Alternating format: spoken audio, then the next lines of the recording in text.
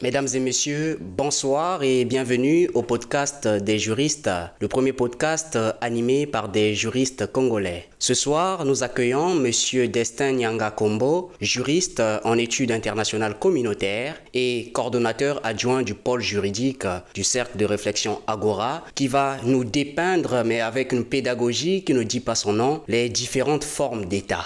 Mais avant de commencer notre émission, je tiens à rappeler en réalité le sponsor de cette vidéo. Cette vidéo est sponsorisée par la Croix-Bleue congolaise, une association congolaise qui lutte contre les addictions et d'autres dépendances à l'alcool, à la cigarette, au tabac, au chanvre et à d'autres substances encore qui sont toxiques pour la santé humaine.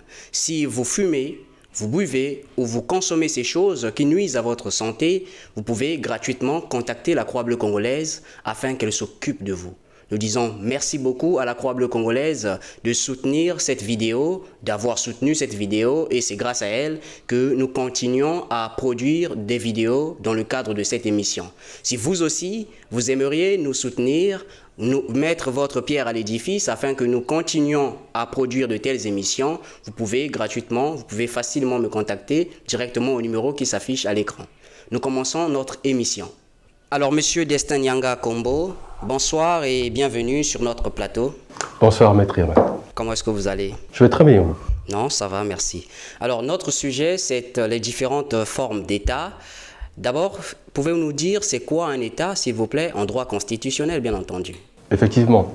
Et donc, un État en droit constitutionnel, est un composite de trois choses. Nous avons premièrement une population, nous avons un territoire et enfin un gouvernement souverain qui aura le pouvoir d'émettre des lois et des règlements sur l'ensemble du territoire qui ont pour objectif, ces lois et règlements, de régir les relations de la population, donc des gens qui y vivent. Donc l'État, vous l'avez défini suivant les éléments qui le constituent, puisque vous avez dit un élément composite. Oui. Donc vous avez dit que l'État est constitué d'un territoire, d'une population et d'un gouvernement souverain qui va dans cet État élaborer des lois, des règlements pour diriger le comportement des hommes qui y vivent, des hommes qui vivent dans cet État, qui vivent dans cette société-là. Alors, nous parlons des formes d'État, des différentes formes d'État. À quoi fait-on allusion lorsqu'on parle des différentes formes d'État? Eh bien, Maître Herman, il faut reconnaître une chose, c'est que dès l'instant où les hommes ont décidé de se constituer en société, il fallait forcément trouver une forme. Et cette forme découle progressivement déjà, de façon primaire, des relations que les hommes entretiennent entre eux, mais surtout de la forme territoriale sur laquelle ceux-ci subsistent. C'est ainsi qu'en forme d'État, nous en avons deux de façon primaire. Nous avons des États unitaires et des États composés. Donc, en matière d'État unitaire, l'on parle beaucoup plus d'une forme d'État dans laquelle il n'y a qu'un seul centre d'impulsion du pouvoir. Donc c'est ce centre d'impulsion du pouvoir qui organise au sens politico-économique et social toute l'armature littéralement du fonctionnement de l'État à travers une capitale. Au Congo, ici, nous avons Brazzaville qui est la capitale politique et donc Brazzaville est le centre d'où vient l'impulsion du pouvoir central. Encore, il y a plusieurs types d'États unitaires. Je pense qu'on pourra le voir bien après. Ok, vous avez parlé d'État simple et d'État composé. Et vous avez cité un exemple lorsque vous avez développé la partie simple de l'État, la forme simple de l'État. Vous avez parlé de l'État congolais et vous avez souligné Brazzaville comme étant le centre d'impulsion du pouvoir, donc la capitale qui est Brazzaville. Alors vous n'avez pas évoqué la partie composée ou la forme composée de l'État. Effectivement, en matière d'État composé, nous pouvons citer deux. Nous avons premièrement les États. Bon, on ne peut pas dire État confédéral, non, mais on parle de confédération d'États.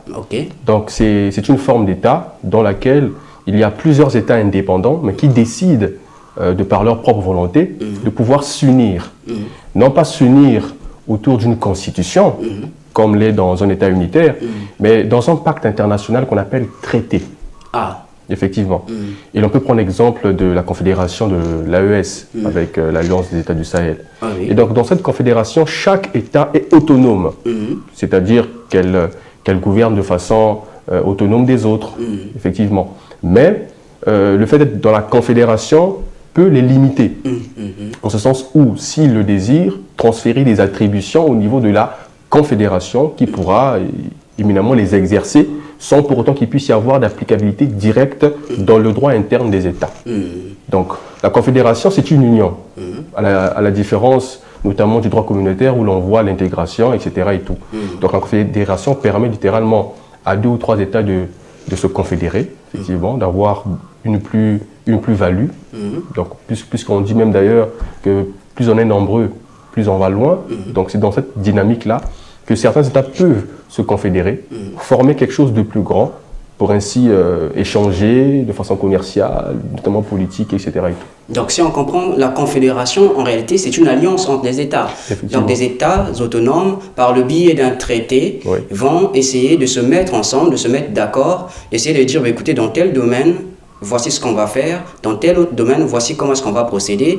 Donc, c'est cette confédération, donc cette association, on va dire, d'États, c'est ça. Donc, les États indépendants décident de se mettre ensemble pour, bien entendu, pour atteindre un certain objectif, un certain idéal commun, peut-être, puisque c'est une alliance. Effectivement. Là, vous avez dit qu'il y en avait 2, en termes d'États composés. Vous avez cité la Confédération des États. Et quelle est l'autre forme d'État composé? L'autre forme d'État composé, c'est la forme fédérale, c'est-à-dire un État fédéral, la fédération. Mais je tenais quand même aussi à rappeler une chose, c'est qu'une confédération n'a pas de personnalité juridique. C'est-à-dire qu'elle ne peut pas ester au niveau international. Donc c'est la différence qui existe avec les organisations internationales qui a pour vocation sous-régionale ou régionale, comme l'on voit notamment la CEMAC ou l'Union européenne. Et une confédération n'a pas ces mêmes prérogatives-là. Parce que pour pouvoir agir, une confédération a besoin de l'aval des États membres, puisqu'elle n'existe qu'avec leur aval. Donc, dès l'instant où la confédération prend des pouvoirs ou des directives, ils doivent éminemment passer par ratification au niveau des parlements nationaux pour pouvoir avoir quitus d'application. Donc, en revenant sur l'État fédéral, c'est une autre forme d'État composé. Mais dans cette forme, il y a une grande différence, en tout cas une différence qui est très marquante par rapport à la confédération des États. C'est qu'ici, l'État fédéral a une primauté sur les États fédérés. C'est cela même la différence qui existe. Une autorité sur les États fédérés. Alors que la confédération n'a aucune autorité sur les États confédérés. Effectivement, je ne sais pas si là on se comprend bien. État fédéré, État confédéré. Effectivement. Dans un État fédéral, on parle des États fédérés. Dans une confédération, on parle des États confédérés. Voilà. Et la distinction, est-ce que vous avez parlé du traité en réalité qui est la base de l'alliance qui existe entre les États confédérés et la confédération. Quel est le texte juridique qui lie l'État fédéral des États fédérés ou le super-État des États fédérés? Oui, effectivement, c'est une très belle question. Parce que si la confédération se forme à travers un pacte international, il s'agit ici de rappeler qu'un État fédéral se forme à travers une constitution. Constitution. Effectivement, ici on peut se dire effectivement que non, un État fédéral est un État unitaire. Non, il y a une très grande différence.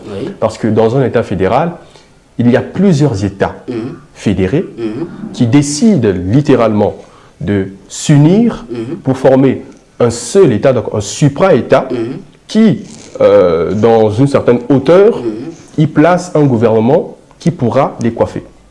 Ok, super. Pour faire assez simple. Et l'exemple le plus palpable, c'est les États-Unis d'Amérique. Nous avons tout, je pense, une cinquantaine d'États au niveau des USA. Mais 52 comme ça. Effectivement. Mais nous avons un gouvernement fédéral dirigé par le président des États-Unis d'Amérique.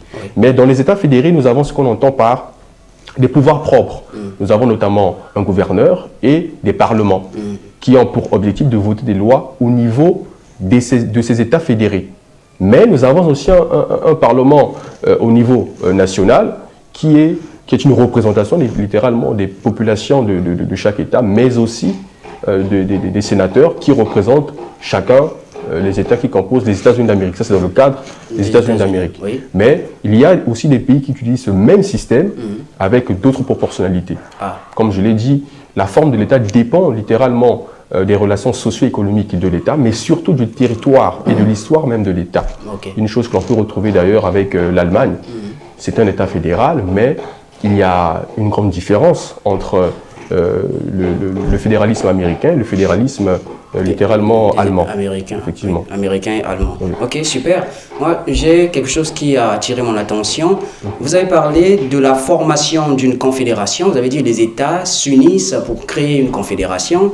Lorsque vous avez parlé de la fédération, je ne sais pas si l'État fédéral, c'est une fédération, c'est ça, bien entendu. Effectivement. Donc la fédération ou État fédéral, vous avez parlé également des États qui s'unissent pour créer une fédération, pour créer un État fédéral. Mais est-ce que c'est l'unique façon de créer un État fédéral, puisque la base, c'est la Constitution? Est-ce que pour créer un État fédéral, il faudrait nécessairement que les États indépendants se mettent ensemble pour créer une fédération?